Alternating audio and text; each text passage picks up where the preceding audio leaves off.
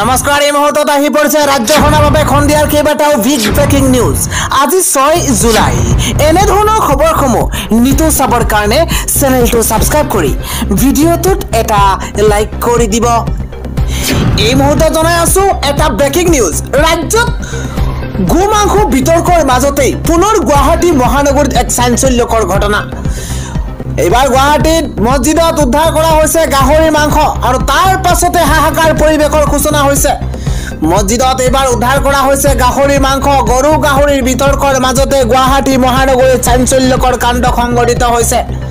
গুৱাহাটী মহানগৰীৰ পাঞ্জাবাৰীৰ পুৰণ বস্তিৰ মছজিদত উদ্ধাৰ কৰা হৈছে গাহৰি মাংস। মছজিদৰ গেটৰ সন্মুখতেই পেলাই থৈ গৈছে গাহৰিৰ মাংসৰ টোপোলা। এটা বিগ ব্ৰেকিং ডাঙৰ খবৰ জনোৱাৰ চেষ্টা কৰিছো। গাহৰিৰ টোপোলা পেলাই থৈ যোৱা পেকেটটোত সন্নিবিষ্ট আছে ফোন নম্বৰো। মছজিদত এইবাৰ উদ্ধাৰ কৰা হৈছে গাহৰি মাংস আৰু তাৰ পাছতে গুৱাহাটী মহানগৰীত চাঞ্চল্যৰ সৃষ্টি হৈছে। আন এটা খবৰ হৈছে 5জন অধ্যক্ষৰে প্ৰথমবাৰৰ বাবে বৈঠক এবাৰ গৌৰৱ গগৈ। এটা বিগ পলিটিক্যাল ব্ৰেকিং নিউজ জনোৱাৰ চেষ্টা কৰিছো। আজি ৰাজীৱ ভৱনতে অনুষ্ঠিত হ'ব কংগ্ৰেছৰ গুৰুত্বপূৰ্ণ বৈঠক আৰু প্ৰথমবাৰৰ বাবে 5জন অধ্যক্ষৰে বৈঠকত বহিব APCCৰ সভাপতি গৌৰৱ গগৈ। এটা পলিটিক্যাল ব্ৰেকিং নিউজ জনোৱাৰ চেষ্টা কৰিছো। কংগ্ৰেছৰ পৰৱৰ্তী ৰণনীতি প্ৰস্তুত কৰা হ'ব এই বিশেষ বৈঠকখনত। এটা বিগ নিউজ এই মুহূৰ্তত জনোৱাৰ চেষ্টা কৰিছো। 2026ৰ নিৰ্বাচনৰ বাবে বিৰোধী মিত্ৰতা সন্দৰ্ভত আলোচনা কৰা হ'ব এই বৈঠকত। বৈঠকত উপস্থিত থাকিব নিৰ্বাচনী প্ৰচাৰ কমিটিৰ অধ্যক্ষ ভূপেন বৰা। 2026ৰ নিৰ্বাচনৰ বাবে বিৰোধী মিত্ৰতা সন্দৰ্ভত আলোচনা কৰা হ'ব এই বিশেষ বৈঠকত আৰু বৈঠকত উপস্থিত থাকিব নিৰ্বাচনী প্ৰচাৰ কমিটিৰ অধ্যক্ষ ভূপেন বৰা। উপস্থিত থাকিব সমন্বয়ৰক্ষী কমিটিৰ অধ্যক্ষ দেৱব্ৰত শইকীয়া। উপস্থিত থাকিব প্ৰচাৰ কমিটিৰ অধ্যক্ষ ৰকিবুল হুছেইন। অংশগ্ৰহণ কৰিব নিৰ্বাচন ব্যৱস্থাপনা কমিটিৰ অধ্যক্ষ ৰিপুন বৰাও। APCCৰ সভাপতি গৌৰৱ গগৈৰ উপস্থিতিত সন্ধিয়া 7 বজাত অনুষ্ঠিত হ'ব এই বিশেষ বৈঠকখন। আন এটা খবৰ হৈছে মুখ্যমন্ত্ৰীৰ পত্নী ভূমিহীন নে জয়ন্ত মল্ল বৰুৱাৰ পত্নী ভূমিহীন? প্ৰশ্ন কৰিছে অসম জাতীয় পৰিষদৰ সভাপতি লুৰিণজ্যোতি গগৈ। খিলঞ্জীয়াৰ দখলত থকা মাটি উচ্ছেদক লৈ চৰকাৰক কঠোৰ সমালোচনা কৰিছে এবাৰ লুৰিণজ্যোতি গগৈয়ে। মুখ্যমন্ত্ৰীকে ধৰি একাংশ মন্ত্ৰীয়ে সাংবাদিকক তুচ্ছ তাচ্ছিল্য কৰাক লৈও প্ৰতিক্ৰিয়া প্ৰকাশ কৰিছে লুৰিণজ্যোতি গগৈয়ে। আন এটা খবৰ হৈছে UPPLৰ ভুলৰ হিচাপ নাই। এবাৰ BTCত 100% BPFৰ চৰকাৰ হ'ব। বিজেপিয়ে আমাক সহায় কৰিলে আমাৰ আপত্তি নাই। বিশ্বজিৎ দৈমাৰীক আমি বিজেপিত CID হিচাপে ৰাখিছো। বিজেপিৰ সকলো খবৰ তেওঁ আমাক দি থাকে। সমাগত BTC নিৰ্বাচনক লৈ সাজু BPFৰ প্ৰধান হাগ্ৰামা মহিলাৰী।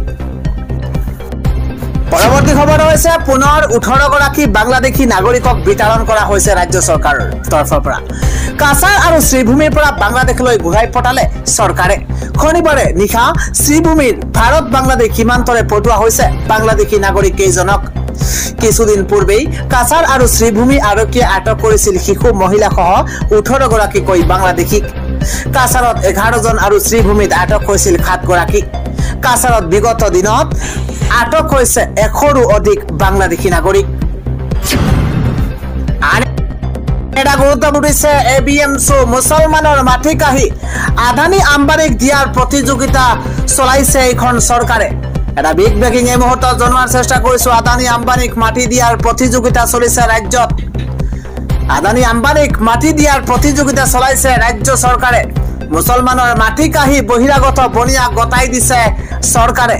এটা ব্ৰেকিং নিউজ এই মুহূৰ্তত জনোৱাৰ চেষ্টা কৰিছো। মানুহৰ মৌলিক অধিকাৰো খৰ্ব কৰিছে বিজেপি চৰকাৰে। উচ্ছেদ চলাই সাংবিধানিক প্ৰমূল্যবোধ সম্পূৰ্ণৰূপে বিসৰ্জন দিছে চৰকাৰে। এটা ব্ৰেকিং নিউজ জনোৱাৰ চেষ্টা কৰিছো। অসমৰ মুছলমানৰ ওপৰত দানৱীয় শাসন চলিছে। এবাৰ অসমৰ উচ্ছেদ সন্দৰ্ভত 21 জুলাইত ৰাজধানী দিল্লী কঁপাব ABMSOয়ে। নামনি উচ্ছেদ সন্দৰ্ভত গৰজি উঠিছে এবাৰ সংখ্যালঘু সংগঠন ABMSO। আদানী আম্বানীক মাটি দিয়াৰ প্ৰতিযোগিতা চলিছে ৰাজ্যত। মুছলমানৰ মাটি কাহি বহিৰাগত বনিয়াক গতাইছে ৰাজ্য চৰকাৰ বুলি অভিযোগ উত্থাপন কৰা হৈছে মানুহৰ মৌলিক অধিকাৰো খৰ্ব কৰিছে বিজেপি চৰকাৰে আজি সন্ধিয়াৰ পৰৱৰ্তী ব্ৰেকিং নিউজ হৈছে 15 জুলাইত হাজাৰ হাজাৰ মুছলমানে কঁপাব মহানগৰ এবাৰ নেমছুৱে হুংকাৰ প্ৰদান কৰিছে মুছলমানৰ ওপৰত অত্যাচাৰ কৰাৰ পোষক তুলিব নেমছুৱে এটা গুৰুত্বপূৰ্ণ খবৰ 15 জুলাইত হাজাৰ হাজাৰ মুছলমানৰ প্ৰতিবাদত কঁপিব গুৱাহাটী উচ্ছেদৰ নামত চৰকাৰে অন্যায় অত্যাচাৰ চলাইছে সংখ্যালঘুৰ ওপৰত স্বদেশী মুছলমানক বিদেশী সজাই হাৰাশাস্তি কৰিছে হিমন্ত বিশ্ব শৰ্মা চৰকাৰে ৰাজনৈতিক লাভালাভৰ বাবে সাম্প্ৰদায়িক ৰাজনীতি আৰম্ভ কৰিছে চৰকাৰখনে যতেই মুছলমান ততেই চৰকাৰৰ অত্যাচাৰ নীতি মুছলমানৰ ল'ৰা ছোৱালী এতিয়া মুখ্যমন্ত্ৰীক বুলডোজাৰ মামা বুলি মাতে মুছলমান ল'ৰা ছোৱালী এতিয়া মুখ্যমন্ত্ৰীক বুলডোজাৰ মামা বুলি মাতে মুখ্যমন্ত্ৰীৰ ফটো দেখিলে ভয় কৰে মুছলমান ল'ৰা ছোৱালীয়ে 15 জুলাইত গুৱাহাটী কপুৱাৰ হুংকাৰ নেমছুৰ সভাপতি বদৰুল ইছলামৰ আজিৰ আন এটা ডাঙৰ খবৰ হৈছে এবাৰ বুলডোজাৰৰ কোব পৰাৰ পূৰ্বেই উচ্ছেদিতক প্ৰদান এবাৰ 50,000 টকাৰ চেক এটা বিগ ব্ৰেকিং জনোৱাৰ চেষ্টা কৰিছো এবাৰ উচ্ছেদিত ভূমিহীনৰ মাজত চেক বিতৰণ চৰকাৰৰ বিলাসীপাৰাত উচ্ছেদিত ভূমিহীন পৰিয়ালৰ মাজত চেক বিতৰণ কৰা হৈছে প্ৰতিটো উচ্ছেদিত পৰিয়ালক 50,000 টকাৰ এককালীন সাহায্যৰ চেক প্ৰদান কৰা হৈছে 3,500 বিঘা ভূমিত উচ্ছেদ চলোৱাৰ পূৰ্বেই চৰকাৰৰ এই পদক্ষেপ উচ্ছেদিতক 50,000 টকা দিয়াৰ লগতে এক কটাকৈ ভূমি আবণ্টন দিয়া হৈছে এটা ব্ৰেকিং নিউজ আজি প্ৰশাসনে স্থান খালী কৰাৰ শেষ সময়সীমা বান্ধি দিয়াৰ পিছত এতিয়া হাহাকাৰ লাগিছে দিনৰ ভাগতেই মাটি বাৰী এৰি পলাইছে এইবাৰ উচ্ছেদিত একেলগে 3,500 বিঘা মাটিত প্ৰশাসনে চলাইছে অভিযান প্ৰশাসনে বুলডোজাৰ চলাইছে আৰু নিজ হাতেৰে বনোৱা ঘৰখন নিজেই ভাঙিছে এইবাৰ উচ্ছেদিত জনতাই আন এটা খবৰ হৈছে লখিমপুৰৰ উচ্ছেদিতক মাটি নিদিলে স্তব্ধ হ'ব উজনি অসম 24 ঘণ্টাৰ সময় বান্ধি দিছে এইবাৰ আটাছুৱে এটা বিগ ব্ৰেকিং ডাঙৰ খবৰ জনোৱাৰ চেষ্টা কৰিছে এইবাৰ চৰকাৰক মাত্ৰ 24 ঘণ্টাৰ সময় বান্ধি দিছে আটাছুৱে উচ্ছেদিত লোকক মাটি ঘূৰাই নিদিলে উজনি অসম স্তব্ধ কৰাৰ হুংকাৰ ডাঙৰ খবৰ জনোৱাৰ চেষ্টা কৰিছো সংখ্যালঘুক উচ্ছেদ নকৰো বুলি কৈ উচ্ছেদ কৰা কাৰ্যক বিৰোধিতা সংগঠনটোৰ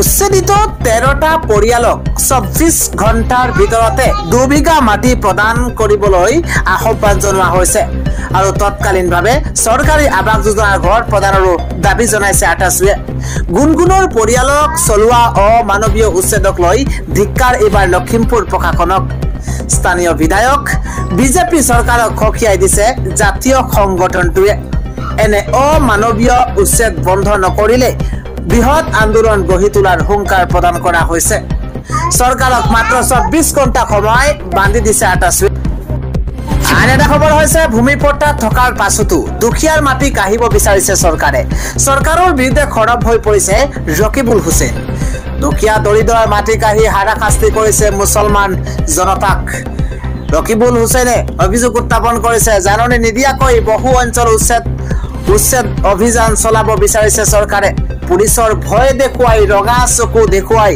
মাটি কাঢ়ি ল'ব বিচাৰিছে এখন চৰকাৰে বেআইনীভাৱে চলোৱা উচ্ছেদ অভিযান মানি লোৱা নহ'ব মানুহৰ এতিয়া হাহাকাৰ লাগিছে কলৈ যাব তেওঁলোক সুপ্ৰিম কোৰ্টৰ নিৰ্দেশনা অৱমাননা কৰিছে চৰকাৰে চৰকাৰ প্ৰশাসনে সকলো নিয়ম ভংগ কৰি চলাব বিচাৰিছে উচ্ছেদ দুবুৰীৰ 7,500 বিঘা মাটিত চলিব লগা উচ্ছেদক লৈ মুখ খুলিছে ৰকিবুল হুছেইনে দুখীয়া দৰিদ্ৰৰ মাটি কাঢ়ি হাৰাশাস্তি কৰিছে মুছলমান জনতাক মন্তব্য কৰিছে ৰকিবুল হুছেইনে আন এটা খবৰ হৈছে কাছাৰৰ কাটিগড়াৰ সিন্ধেশ্বৰ ফেৰীঘাটত ভয়ংকৰ নাও দুৰ্ঘটনা সংঘটিত হৈছে এটা গুৰুত্বপূৰ্ণ খবৰ কোনোমতে প্ৰাণ ৰক্ষা পৰিছে 50ৰ পৰা 60 গৰাকী যাত্ৰীৰ নৈৰ বহু যাত্ৰীয়ে প্ৰাণ ৰক্ষা কৰিবলৈ জাপ মাৰিছে নাৱৰ পৰা আৰু তাৰ পিছতে ভয়ংকৰ ঘটনা মুহূৰ্তত সংঘটিত হৈছে বুলি জানিব পৰা গৈছে জানিব পৰা মতে কাছাৰৰ কাটিগড়াৰ সিন্ধেশ্বৰ ফেৰীঘাটত ভয়ংকৰ নাও দুৰ্ঘটনাৰ দৰে ঘটনা সংঘটিত হৈছে কোনোমতেই প্ৰাণ ৰক্ষা পৰিছে 50ৰ পৰা 60 গৰাকী যাত্ৰীৰ নৈত বহু যাত্ৰীয়ে প্ৰাণ ৰক্ষা কৰিবৰ কাৰণে নৈত ঝাপ মাৰিছে নিজৰ প্ৰাণ ৰক্ষা কৰিবৰ কাৰণে কোনোমতে ঝাপ মাৰিছে আৰু এই ভয়ংকৰ দুৰ্ঘটনাৰ পৰা কথমপি প্ৰাণ ৰক্ষা পৰিছে বুলি জানিব পৰা গৈছে।